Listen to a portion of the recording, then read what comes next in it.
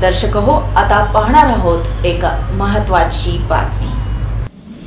या मठाचा मीच पुजारी आणि मालक आहे, तू बाहेरून आला आहेस, तुझा इथं काहीही संबंध नाही असं म्हणत मंगळवेढ्यातील सिद्धनकेरी येथील राचोटेश्वर शिवाचार्य स्वामी यांना लोखंडी रॉडनं पाठीवर, उजव्या खांद्यावर आणि दोन्ही मांड्यावर नडगीवर मारून जखमी केल्याप्रकरणी राजू लिंगप्पा कोरे, मंजुनाथ सकलेश कोरे, भीमू सिद्धप्पा कोरे, प्रमोद रेवप्पा कोरे, संतोष रामचंद्र कोरे आणि सिद्धू एसप्पा कोरे या 6 जणांविरुद्ध मंगळवेढा पोलिसात गुन्हा दाखल करण्यात आलाय। फिर्यादी राचोटेश्वर स्वामी हे सिद्धनकेरी येथील तोफकट्टी संस्थान मठामध्ये 36 वर्षापासून राहत आहेत। फिर्यादी हे तोफकट्टी संस्थानमध्ये मठपती म्हणून धर्मोपदेशनाचं काम करतात। या मठातच श्री सिद्धेश्वर मंदिर आहे।